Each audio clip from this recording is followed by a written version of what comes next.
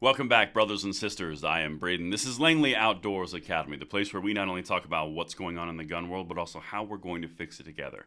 And the content that we're going to hit on today is something so much bigger than the ATF budget cuts, because that definitely happened.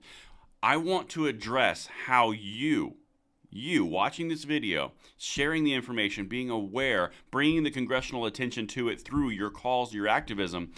This is the end result. What I'm about to show you is a month-long culmination of effort showing up right now. Make no mistake, this is exactly what just happened and how the ATF got slashed in the budget through control of the purse strings in Congress. Make no mistake, this is massive. Everything will be linked in the description box below, and I can't wait to hear what you guys think. And of course, make sure you hit that like button, subscribe to the channel, and turn the notification bell on if you are willing to pass this blessing of Second Amendment on to the next generation, and thank you in advance for that consideration.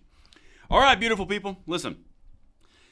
A lot of frustration comes on our side of the aisle when you've got infringers that seem to be getting away with infringing consistently all the time. Like, for example, we all have an ATF director go in front of the House Judiciary Committee and get smoked by Jim Jordan, Chip Roy, Stubbe, all of them. But then nothing happens, apparently.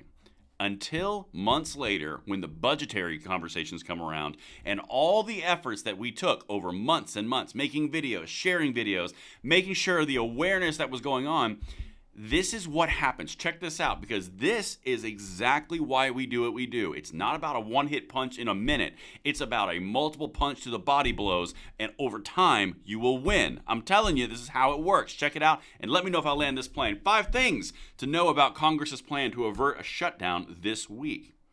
Congressional leaders are sprinting to pass a sweeping government funding plan unveiled Sunday ahead of the looming shutdown deadline this weekend.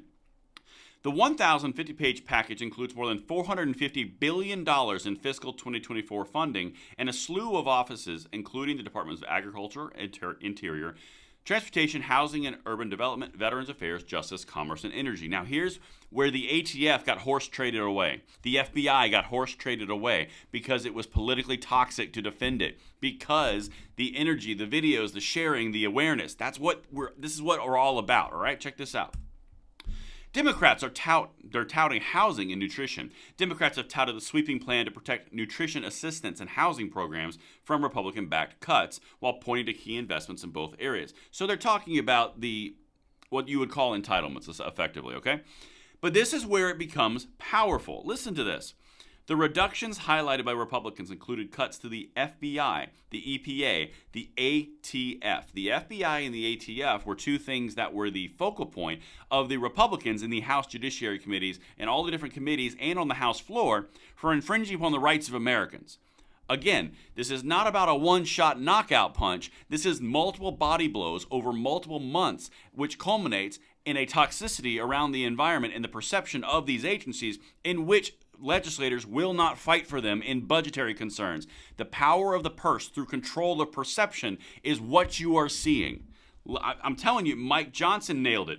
Jim Jordan nailed it. They nailed some stuff here. Check this out. Republicans, some of who have accused the FBI of political weaponization, touted a 6% cut to the agency. That includes a cut of $654 million to the FBI's operating budget, or 6% reduction, and a $621 million cut to the agency's construction account, which it said accounted to a 95% cut. This is what I'm trying to land in this video. These political actors, while they may not go to jail immediately, while they may not be impeached immediately, their agencies, their operational impact is being directly affected by budgetary cuts of 6 and 7% based off of the perception from the Congress and the people through spreading and sharing awareness of what they're doing. This is where the power of the purse pairs with the congressional perception, which is coming directly from the constituents, you guys out there in the population. The more you talk, the more you call, the more you are aware of what's going on, the more they cannot do this, and the consequences are financial. That is, again, the power of the purse. Here's the ATF.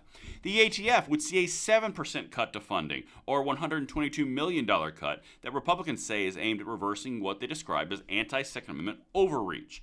Yes, 100%. That's exactly correct.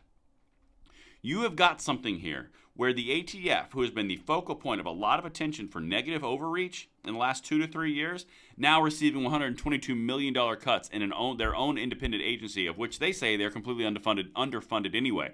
So this would be like a proverbial stumbling block to do even more infringements because everything comes out of that budget. That's the point, guys. Over time, just like Novocaine, it always works. All right, let's get it. One more thing. I want to show you what Mike Lee did. Republicans cheer veterans' gun rights language. Republicans have also cheered language in the bill that they say would protect veterans' gun rights, after a similar GOP-backed push briefly slowed progress on the funding last year. Speaker Mike Johnson said the package includes language that would prevent the VA from sending information on those seeking assistance with their benefits to the FBI's background check system without a judge's consent. You remember when we were furious about that? They just got blocked on that. Okay? Republicans said at the time that the proposal was key to keeping veterans who needed help managing their money from losing their gun rights. Yes, that's the whole point. All of these things are adding up in a culmination of infringements to where Congress is not giving them money to do it. The power of the purse is the most powerful position that Congress has, and they're leveraging it.